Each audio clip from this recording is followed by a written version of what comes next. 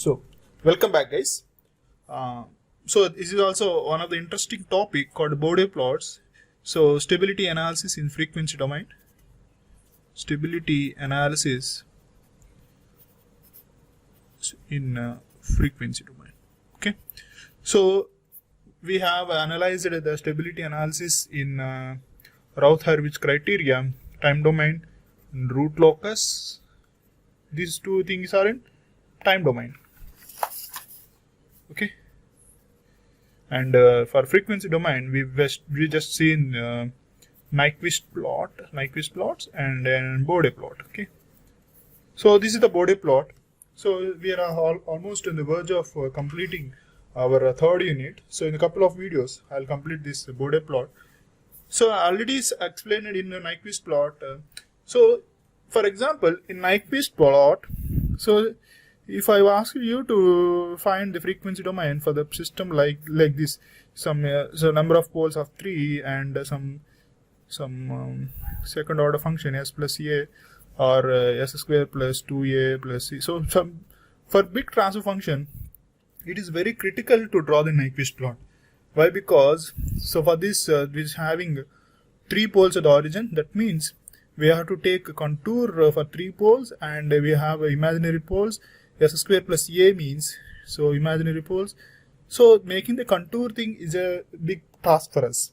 And after drawing, even though if you do all those things, so you may obtain some multiple like this. So randomly I'm drawing. For this, finding encirclements and drawing the and saying the stability criteria is a bit difficult. Okay. So the scientist called Bode have introduced some topic called logarithmic plot. So where he explained the frequency domain analysis. That means with a varying frequency in Nyquist plot, what we have read from omega is varied from some 0 to infinite, and from minus infinite to 0 minus. So we did that story. Okay. So here, so varying omega naught to infinity, we did that. But in real time, okay, if you want to vary the omega from omega to infinite, is that possible? My question is. So that means omega 1, omega 2, omega 3, omega 4 up to, so even though if you take omega equal to 10, 100, so it is very big difficult thing. So in the x-axis, if you want to vary the omega from 0 to infinite, for each and every particular thing, it's a bit difficult, right? So for that, the Bode have introduced a plots called Bode plots is also called Bode plot is also called the logarithmic plot. Okay. So by this now you have to purchase the logarithmic sheets to draw the Bode plots. So it's also called a logarithmic plot, and it consisting of 2 graphs. Okay. So 2 graphs. One is plot of the magnitude with varying frequency, and plot of phase. Okay. So with the 2 graphs we plot. So in x-axis we vary the magnitude, frequency. So in frequency, this is also in decade form. Okay. So I'll explain each and everything. So decade, that means we'll take each sections, decade sections. So in logarithm explaining things, I'll explain that how the decade thing concepts. And so with magnitude, it has some magnitude we'll get, and the phase also we'll get. With the omega varying frequency, we'll have the phase. Okay, there will be 2 plots. So we observe these 2 plots in Bode plot. Okay, irrespective of this, all the Nyquist thing, we just go to the straight linear concept, linearly drawing the magnitude and phase. Okay, so the standard representation of logarithmic is, so the standard representation, so always we just represent the standard representation of logarithmic of base 10 magnitude magnitude of g of j. So you will be giving a g of j. Okay, so now we won't take in a Bode plot g of j. Okay, we take it as 20 log g of j of base 10. Okay, now we'll consider the magnitude in log form. Okay, 20 log of base 10, which is in dB. Okay, so this is generally this magnitude of this is in the gain form, k form. If you introduce 20 log, means it converts into a dB value, that is decibel. Okay, so we'll do the configuration for magnitude plot for 20 log mod j omega. So this value of this is in dB. Okay, you need to remember that thing. Now in Bode also we'll see. So multiplication of magnitude can be converted to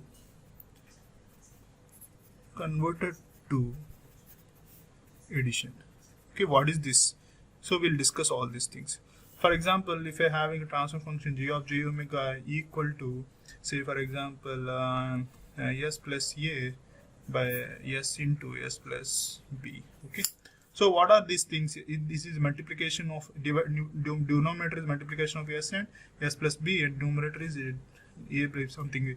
So this can be in the form of addition subtraction with the use of this 20 log dB. So we'll see that. Okay, so this is a thing in general introduction part of Bode thing. What are the Bode plot having? It is also said to be a logarithmic plot. In Bode plot we have two graphs. One graph is showing a magnitude and one graph is showing phase, and the standard representation of magnitude is converted into, this is in the k form, gain. Let us say gain k equal to 10. What is in dB? In dB means 20 log k. Okay, so if you convert that in using substituting the k value, 20 log k, that is 10.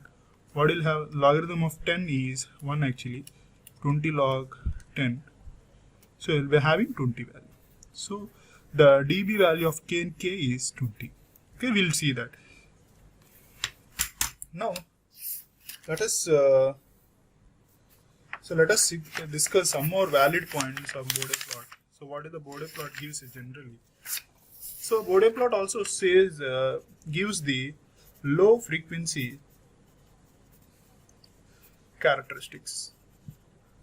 So low frequency characteristics, most of the systems characteristics can be found in low frequency only. That's why we rely on low frequency things, and it also gives the most important systems. Low characteristics are very much important, and this main thing is we can find experimentally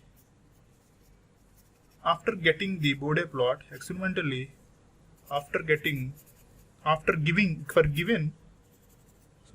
given Bode plot. So in examples like you will be having a Bode plot, we can find a transfer function. So finding the transfer function for a given Bode plot is easy, but imagine if a Nyquist plot is given for you, is it possible to draw the transfer function? No. And we can also find the static error constants. So if you have a Bode plots, we can find error constants. So what are the error constants means? We have Kp, Kv, Ka. So this Kp means position error constant, velocity error constant, and acceleration error constants. So we'll find, if you know the Kp means, we can find a steady state error of for unit step input 1 plus Kp. If you have a velocity error, we can find a steady state error 1 by Kv. If you have acceleration errors, we can find a steady state error for parabolic input. This is steady state error for step velocity. This is steady state error for unit step input. This is for ramp input, and this is for parabolic input. Okay, we will be knowing by if we have a Bode plot, we can know the Kp, Kv, Ka values. Okay, so there are okay, we find the valid points. Now there is a procedure for a Nyquist plot to draw, but the similar fashion we have the procedure. We have the procedure for Bode plot. Okay, so what is this procedure means? First of all, we need to convert the sinusoidal transfer function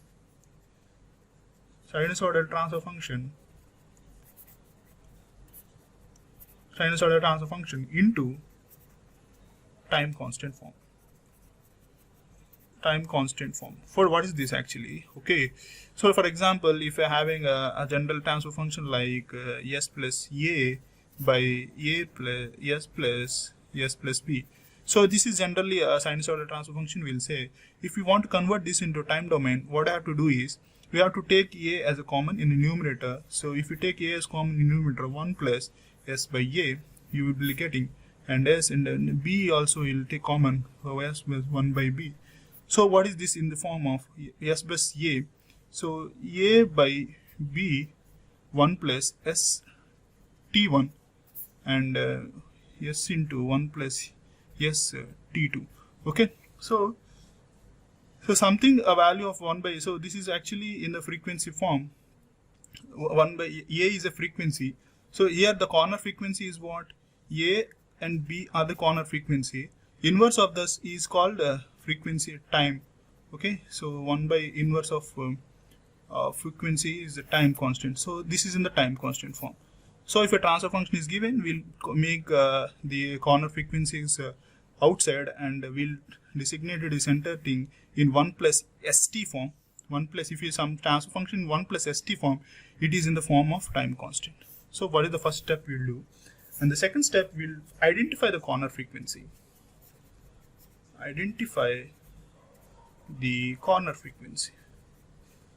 So identifying the corner frequency means here we have t1 and t2. So inverse of that is a and b. So here the corner frequencies are a comma b. Okay, so whether a less than b or a greater than b, we'll name it that. So if you, so for example, you have two corner frequency, we'll name it as omega c1 as a and omega c2 as b. So this is radian per second, and this is also radian per second. So that is the second step we'll do. And the third step, we'll draw asymptotic magnitude plots. So we draw the asymptotic magnitude plots. So there is a procedure to draw this asymptotic magnitude plot. So in exam they will be asking what is the procedure for the Bode plot. For that we require these things. Asymptotic Bode plot we'll get. And the fourth step we'll do is we'll determine the errors. So how we'll see. So most of the cases there will be given some function like g of s equal to some k by some s plus b and s plus c. So some function is like this. For this, if you want to draw the Bode plot, you have to know the k value. If we doesn't know the k value, how we cannot proceed the Bode plot. For example, if they give the steady state error like kv for u, that is a velocity error constant, that is 10. So in generally in definition of velocity error constant, kv equal to limit s tends to 0 s into g of s. If you simply substitute here, what we'll have is kv equal to some so ss get cancelled, k by b into c. So you have the kv value 10, you know the b value, c value, you can find the k value. So after getting k value, you substitute the k value here and you start your journey drawing the Bode plot. Okay, so determine the errors we'll get, and the fifth step is, so we'll draw a smooth curve. We'll draw a smooth curve of magnitude, keeping in mind of the corner frequency as a reference. So finding the corner frequency is a main tool for us. Keeping the corner frequency as reference, we'll find a smooth curve. Okay, and the sixth one is, after doing this is one step after for drawing all the magnitude plot. This is the step for drawing the magnitude plot with varying frequency. With varying frequency, we'll draw some magnitude plot, and the final thing is, with the varying frequency, we draw the phase plot. Okay. After drawing the magnitude and the phase plot, so this is a phase plot also might be some function like this with a varying frequency, observing these two, we have some analysis. That is the main part. Analysis of finding. Ultimately, what do we have to find? We have to find stability, right? Finding the gain margin and phase margin. Okay. So in the next class, I will come with different transfer functions, like if we transfer function, like for the transfer function, if you have only k value, what is the Bode plot? If transfer function of only one pole, that is 1 by s, for transfer function of only s, and the transfer function if you're having only constant s by a. So these are all transfer functions, right? And transfer function of multiplication of 1 by s square, 1 by n, and transfer function of s power n, and the transfer function for multiplication of denominator s plus a whole power n, and the transfer function of s plus a, and again the transfer function of s plus a whole square whole power n, and the transfer function of second order function s square plus bs plus c. Denominator, in the numerator also we'll have another function s square plus bs plus c, and again multiplication of this n power n and n power n. Okay, so finding all each individual differently in different formats. Now if someone give us the transfer function, you know each and every part separately. Now if someone asks you to find the transfer function of, like for example some s plus b by s into s plus a into some s square plus cs plus d. If someone give this type of transfer function, so what you will do, you know how to draw some 10 into some k value, will give some k value. You know how to draw the transfer function Bode plot for k. You know how to draw the Bode plot for 1 by s. You know how to draw the Bode plot for 1 by a, and you know how to draw the Bode plot of s plus a numerator. You know also draw. So even for knowing all these things, you can draw the Bode plot for this.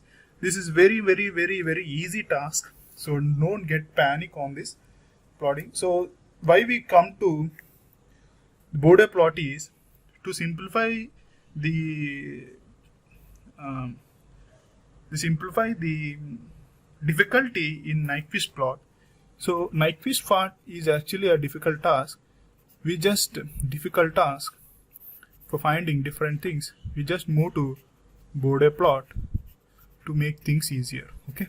So this is a Bode plot which will be useful for you in the next chapter, that is design thing. The whole design thing is based upon the Bode plot. Okay. So this is one of the important topics which you know to know very early. Okay. Thank you guys. We'll see in the next class of each individual transfer functions Bode plot. Thank you.